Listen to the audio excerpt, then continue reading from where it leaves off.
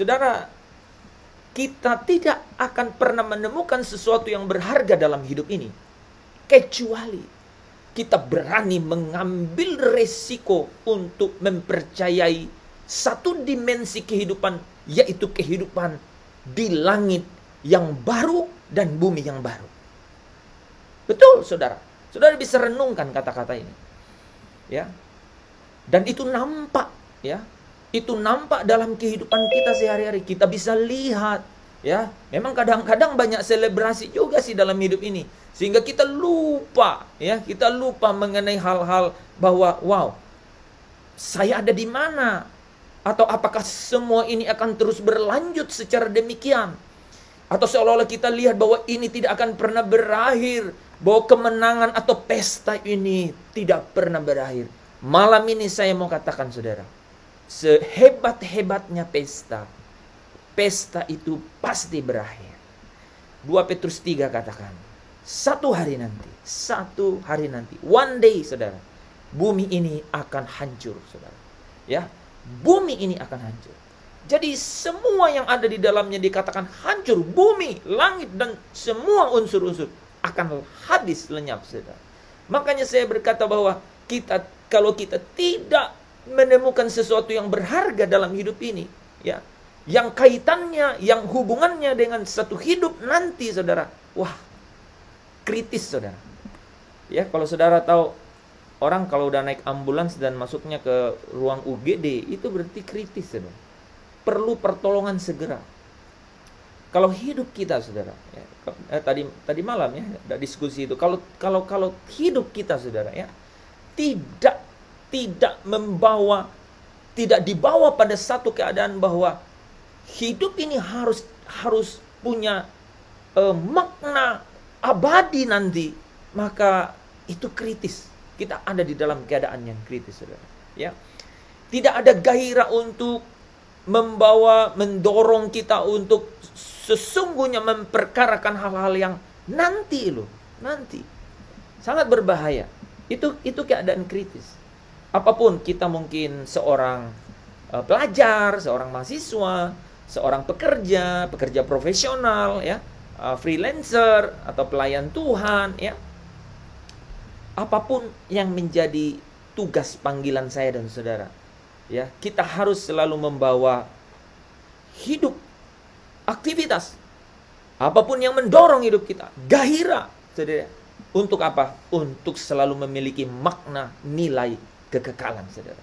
Tidak ada gairah yang berarti di dalam hidup ini kalau kita hanya bermain-main di daerah yang kita ingini, keinginan kita.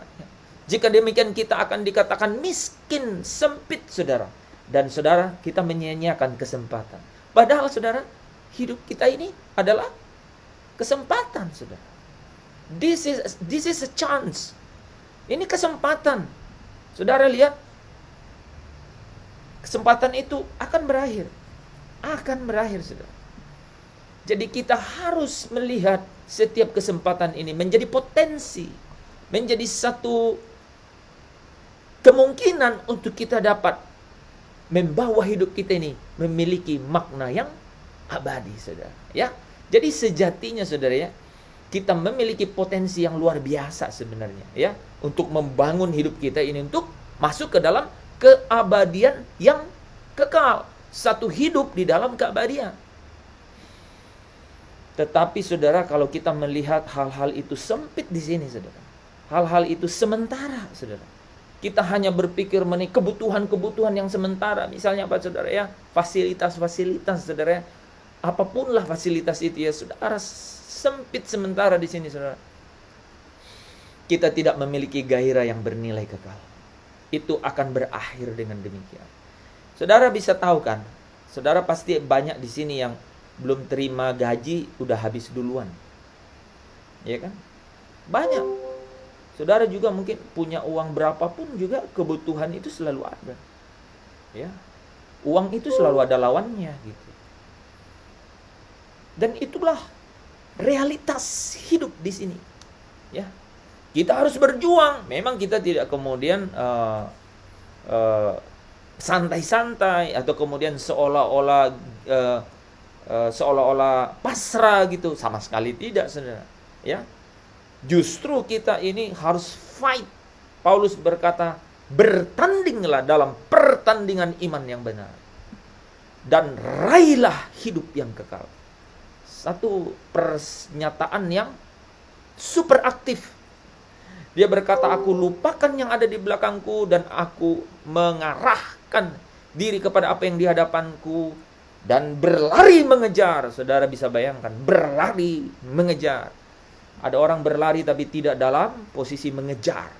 Saudara, kalau mengejar kira-kira jalan nggak? Mengejar itu lari, saudara. Bukan hanya lari kalau mengejar itu. Berlari sekencang-kencangnya, saudara, kan? Yang namanya mengejar. Artinya ada sesuatu yang ingin digapai. Nah, apa itu? Itulah panggilan surgawi, saudara. Dan itu bicara mengenai kehidupan, kemuliaan yang kekal, saudara. Ya. Nah, saudara yang dikasihi Tuhan, hal ini memang berisiko, saudara. Ya. Ya, hal ini memang berisiko, ya. Ketika kita katakan bahwa kita tidak lagi mau terikat dengan hal-hal di dunia ini, ya. Manusia makhluk yang kekal sebenarnya, saudara. Gairahnya itu harusnya gairah yang punya nilai yang kekal, saudara. Bukan perkara-perkara yang sementara di sini. Saudara bisa lihat kan, ya makan ya makan, ya traveling, oke. Tapi setelah itu apa? Balik lagi ke circle 1, lapar lagi kan, gitu. Muncul lagi keinginan untuk traveling ke tempat lain kan, gitu. Oh ini sudah, muncul lagi. Yang ini belum, saudara. Kapan habisnya? Tidak akan pernah habis. Sampai dunia ini hancur. Dan saudara, tubuh yang penuh dengan keinginan yang sementara ini diganti dengan tubuh yang kekal. Jadi sangat disayangkan kan, kalau manusia sebagai makhluk kekal hanya mengarahkan diri pada hal-hal yang fana. Sayang sekali. Dan tragis, tapi banyak yang begitu. Ya, kalau tidak banyak, mungkin semua, saudara. Dan ini memang Tuhan berpesan kepada kita. Kalau saudara perhatikan, saya sering sekali membawakan topik-topik ini karena ini yang mengubah banyak suasana hati orang loh.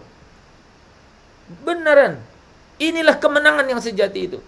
Kalau saya dan saudara berkata di sini itu sementara, tujuan pelabuhan hidup terakhir di sana, di rumah Bapa. Sehingga apa? Saya mau menarik seluruh perhatian fokus hidup saya untuk ke sana. Kolose 3 ayat 1 sampai 3 berkata, carilah perkara yang di atas. Ya. Carilah, look up. Carilah perkara yang di atas dan bukan yang di bumi. Pikirkanlah perkara yang di atas, bukan di bumi. Saudara, kalau ada dalam Zoom ini, saudara pasti pikirkan hal di atas. Paling tidak, wah kalau ikut Zoom ini, paling tidak saya bisa senang nyanyi-nyanyi gitu, atau mungkin nanti dengerin kesaksian. Paling tidak begitu. Ada satu dimensi di dalam batinmu yang suka akan hal-hal yang ilahi, yang dari Allah, ya, hukum-hukumnya Allah gitu, hal-hal yang di atas, ya. Pikirkanlah perkara yang di atas, bukan yang di bumi. Bahkan saudara, ucapan Tuhan Yesus yang populernya sangat, ya, besar itu adalah apa? Kumpulkanlah harta di surga, ya. Saudara tahu itu, ya? Kumpulkanlah harta di surga dan bukan di bumi. Karena kalau engkau kumpulkan hartamu di surga, ya, maka di mana hartamu berada, disitulah hatimu berada. Ya, saudara, kalau hati saudara ada di surga, hidup ini enteng, saudara. Yesus sendiri berkata, pikul lekuk yang kuberikan, ikutlah katanya, ya, caraku, kan gitu, ya. Pikul lekuk yang kuberikan, karena aku ini lemah lembut dan rendah hati, katanya, supaya jiwamu mendapat apa? Ketenangan. Ya, karena kuk yang kuberikan ini katanya apa? Enak, saudara. Enak dan ringan, saudara. Saudara, enteng kan ngomong, enak dan ringan. Tapi ikut, saudara. Bagaimana ikutnya? Bagaimana ikutnya? Ikutnya gini, saudara. Hati pindahkan ke kerajaan surga. Pertanyaannya, gimana supaya hati itu berlabuh di kerajaan surga? Ada kuncinya, rumusnya, formulanya. Di mana hartamu berada, di situ hatimu berada. Oh, menarik ya? Nah, kalau begitu, Nah, Yesus berpesan, Matius 6, kumpulkanlah harta di surga. Saudara, sejatinya ini masalah yang bukan saja sangat penting sebenarnya, tapi ini itu mendesak. Mendesak, harus kudu sekarang, now. Couldn't be later, nggak boleh nanti, sekarang gitu. Kalau bisa, ini adalah satu-satunya ya yang menjadi perkara di dalam hidup ini. Satu-satunya yang ku percaya, satu-satunya yang ku andalkan, Engkau Tuhan, memberkati, Tuhan penyembuhku. Engkaulah satu-satunya. Ya, kalau bisa kita benar-benar menjadikan Dia ini adalah satu-satunya. Yang lain relatif, saudara. Ya, by the time kita jalan, kita bisa lihat kan kita kemampuan kita. Makanya saya selalu bilang ya, saudara, kalau ada hal, sebenarnya memilih sesuatu dalam hidup itu menjadi mudah ketika kita memiliki filosofi, mindset hidup seperti ini. Karena akan mudah mengeliminasi sesuatu, akan mudah. Apapun saudara ya, apapun yang membebani hidup saudara, apapun yang merintangi hidup saudara ya, Roma 12 ayat 1 dan 2, yang merintangi hidup saudara, tanggalkan saudara. Ya, karena saudara dan saya harus masuk dalam perlombaan. Perlombaan, saudara. Perlombaannya lari. Gayanya apa? Gaya mengejar. Saudara, ingat ya. Mindset hidup kita adalah kita sedang masuk dalam perlombaan. Perlombaan apa? Lari. Gayanya mengejar, saudara. Bukan lari biasa. Ya, lari yang mengejar, saudara. Ya. Saudara, yang lain itu relatif. Relatif, saudara. Apakah itu tinggal di rumah besar atau rumah kecil? Nggak masalah, saudara. Nggak masalah. Bahkan apakah itu tinggal di rumah pribadi, rumah kontrakan? Nggak masalah. Nggak masalah, saudara. Ya, itu relatif. Mau tidur di kasur yang empuk, ya. Mau di dipan, ya, di papan gitu ya. Saya ingat ya, saudara ya. Kalau kita pergi mengunjungi saudara-saudara kita sebangsa di tempat lain gitu ya. Kita menyesuaikan diri, dan itu tidak menjadi masalah ya. Sangat relatif, saudara ya. Bahkan makan ya, makan mahal, makan mewah, yang penting apa? Ya makanannya sehat, saudara ya. Karena apa? Tubuhmu ini adalah bait Allah, harus dipelihara. Kok dipelihara, Pak? Kan nanti hilang, mati, lenyap, Pak. Kan nggak akan iya, tetapi ketika tubuh ini dipelihara, maka jiwamu di dalamnya bisa punya apa? Kesempatan. Saudara, kalau tubuh udah hilang, jiwa nggak punya kesempatan. Untuk apa? Untuk diubahkan, untuk dibaharui, untuk dipulihkan dari satu glory kepada glory yang lain. Nggak punya kesempatan. Makanya jaga tubuhnya. Semuanya relatif, saudara. Ya, tetapi ya, masalah kekekalan, masalah kemuliaan yang kekal. Saya ulangi. Masalah kemuliaan yang kekal itu tidak relatif. Itu hal yang pasti. Pasti banget. Yesus berkata dalam Wahyu 20 ayat 12 ya. Aku datang segera. Ya. Wahyu 22 ayat 20 ya. 12 dan 22 ya. Wahyu 22 ayat 12 dan 20. Aku datang segera. Untuk membawa apa katanya? Upah. Membawa upah. Dia datang segera membawa upah. Dia datang bukan untuk menghakimi saya dan saudara. Itu harus. Firman berkata demikian. Kan dia datang untuk menghakimi. Itu menghakimi untuk orang-orang yang menolak dia. Untuk orang-orang yang tidak menang di dalam hidupnya. Tapi saudara yang menang. Hari Minggu ya. Kita akan bahas itu. Orang-orang yang menang. Ya. Pada saat sangkakala ketujuh itu, orang-orang yang menang akan berdiri di Bukit Sion bersama dengan anak domba, bersama dengan Yesus Kristus Tuhan. Saudara, yang mutlak itu adalah perkara-perkara di atas, ya. Perkara-perkara di atas itu yang pasti, mutlak, saudara ya, absolut, ya. Kenapa dikatakan itu mendesak, saudara? Ya. Karena kalau aktivitas kita terus-menerus terfokus pada masalah-masalah yang fana di sini, di dunia ini, kita tidak akan mampu mengangkat kepala dan melihat perkara-perkara di atas. Saudara, hidup saya dan saudara terbelenggu, saudara. Saya bisa membayangkan situasi itu, saudara ya. Ketika kita mahasiswa ya misalnya ya. Waduh, kalau setiap hari ya tugas, ujian, atau kita seorang pekerja, saudara, kita punya jam kerja, saudara ya, 8 to 5, pergi pagi, pulang sore, ada yang pergi subuh, pulang tengah malam, saudara. Ingat ya, bahwa ada perkara yang mendesak di dalam hidup saya dan saudara, yaitu masalah kemuliaan yang kekal. Kemuliaan yang kekal. Banyak orang ya tidak memandang ini hal yang mendesak. Dan tahukah saudara, kuasa gelap akan punya manuver untuk menghujani seseorang dengan berbagai kesenangan. Banyak jenis kesenangan. Kenikmatan, saudara. Saudara, dunia digital sekarang, saudara, dunia on your hand. Dunia itu seolah-olah di tanganmu. Nikmat, senang, saudara. Gampang, gratis, saudara. Instan. Wah, saudara, manuver iblis semakin mudah, saudara. Kalau kita kunci di dalam, mati, saudara. Ya, itu yang dibilang mata hatinya itu benar-benar, saudara, terbelenggu, saudara. Ya, ada hal-hal yang lain, saudara. Kita sibuk, saudara. Sibuk, seolah-olah baik, saudara ya.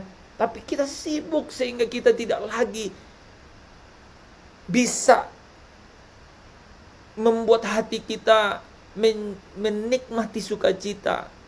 Kita tidak bisa lagi datang ke hadapan Tuhan dan berkata, yang ku ingini Engkau saja, tinggal dalam kehendak rencanamu.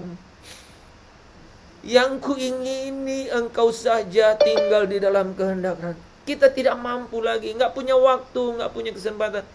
Seolah-olah semangat kita itu benar-benar dibawa capek, saudara ya, physically secara fisik saudara capek. Seolah-olah nggak punya lagi waktu bergaul dan bersenang-senang dengan Tuhan. Itu hal-hal yang sangat berbahaya. Iblis, kuasa gelap, bermanuver untuk mengunci orang di dalam hal-hal itu, saudara. Bahkan ada hal-hal yang cukup seolah-olah sah-sah saja, saudara ya. Ada orang yang kemudian cita-citanya, obsesinya, ada passionnya, saudara, untuk dikejar, saudara ya. Ada gairah-gairah yang lain. Sampai-sampai, saudara, puncaknya nih, saudara ya, ketika orang Kristen berpikir surga itu tidak perlu dipikirkan sekarang, tetapi bisa ditunda nanti. Itu paling puncak, saudara. Dia ngerti, tapi dia bilang tidak sekarang, nanti. Wah, itu berbahaya sekali, saudara. Biasanya hal ini terkait dengan, saudara, apa yang kita dengar. Makanya malam hari ini saya kasih tahu ini, kebenaran ini. Tuhan bicara dengan saya dan saudara. Bapa berbicara kepada kita, ya, bahwa kita harus sungguh-sungguh bertanggung jawab, saudara. Saudara, tidak ada orang yang sengaja bermaksud untuk mau masuk neraka. Pasti tidak ada, saudara. Tidak ada juga orang yang beragama yang bermaksud mengkhianati Tuhan. Enggak, saudara. Enggak ada orang yang secara origin, ya, secara naturnya, saudara, enggak ada. Enggak ada orang yang mau masuk neraka, ya. Enggak ada orang yang mau secara gamblang mau mengkhianati Tuhan. Enggak, saudara. Tapi ketika seseorang menunda langkah yang seharusnya itu adalah langkah yang mendesak untuk diputuskan sekarang, yaitu apa, saudara? Memproyeksikan diri kepada kehidupan yang kekal di dalam kemuliaan. Maka itu, saudara, ya, maka itu adalah sebenarnya menghilangkan, memadamkan gairah di dalam dirinya, saudara, ya. Ketika hal itu ditunda, maka dia sedang memadamkan gairah itu. Ketika itu ditunda, iya, saudara, ya, akan tiba pada satu titik di mana apa? Ya pasti tidak mampu lagi punya gairah. Wah, saudara, ketika sangat dingin, wah, saya sering ketemu dengan orang-orang yang benar-benar desperate, mati di bawah tekanan dan belenggu. Wah, nggak bisa. Saudara, jiwanya itu kekunci, saudara. Luar biasa. Untuk itu malam hari ini, setiap hari Jumat ya, saudara, kita ada di sini untuk berkata, yang kuingini engkau saja. Tinggal dalam kehendak rencanamu. Pisahkan diriku dari dunia ini. Semakin ku damba kerajaanmu. Itu refnya saudara ya. Itu milenial banget loh. Oh Tuhan Yesus, kerinduan hatiku, mutiara tak ternilai, harta milikku. Keindahanmu memudarkan dunia di mataku. Engkau termulia. Wah, if you have those kind of passion, saudara, ketika engkau memiliki gairah-gairah seperti itu, yakinlah perjalananmu itu Yesus yang berkata, Yesus yang bilang enak dan ringan.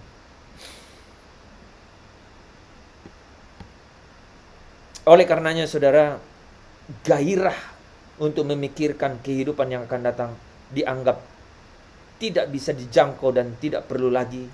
Itu yang paling berbahaya saudara, ya. Paling kritis saudara, ya. Seharusnya saudara, ya, inilah yang kita harus lakukan, ya. Kita tidak akan menemukan sesuatu yang berharga di dalam hidup ini kalau kita tidak melabuhkan pikiran kita, gairah kita saudara, untuk kehidupan yang kekal. Memikirkan perkara-perkara yang di atas, ya. Cari hal-hal yang di atas, yang menyenangkan hati Tuhan, yang membuat Tuhan berdendang melihat engkau memuliakan namanya. Saudara, percaya atau tidak, Allah turut bekerja di dalam segala perkara, di tempat di mana tidak terjangkau oleh akal pikiranmu. Allah membela hidupmu dan hidupku. Jangan takut. Banyak orang yang menganggapnya kelalaian, tetapi Tuhan tidak pernah lalai.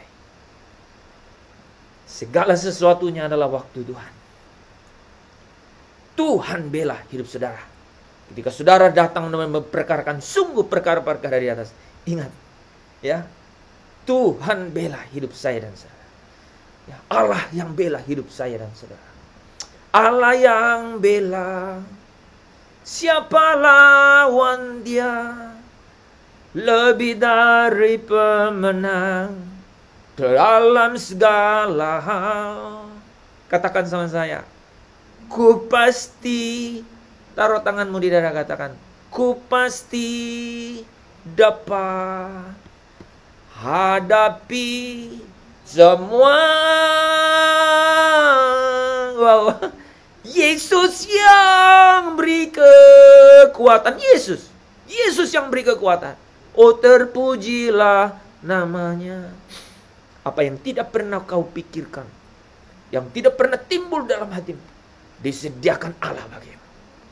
Whenever, wherever, kapanpun, bagaimanapun caranya. Jangan pernah analisa Allah dengan kali-kalimu, dengan apa yang kau tahu, dengan pengetahuanmu. Allah jauh melampaui itu. Ketika kita berani datang dan mempertaruhkan hidup kita di hadapannya, saudara, lihat. Lawanlah Tuhan di dalam segala hal yang dalam hidupmu. Engkau tidak pernah akan keluar sebagai pemenang. Dia Allah yang menguasai semesta ini. Dia yang merancang hidupmu dan hidupku. Semoga firman malam hari ini dapat menjangkau dan menemui dan bahkan memeluk hatimu. Bahwa mulai malam hari ini, carilah perkara yang di atas. Yaitu perkara-perkara yang membawa engkau untuk tinggal di dalam kemuliaan kerajaannya. Supaya hidupmu, hidupku punya harga dan punya nilai. Bukan fana, bukan sementara. Tapi untuk selama-lamanya diproyeksikan Tuhan di dalam kemuliaannya.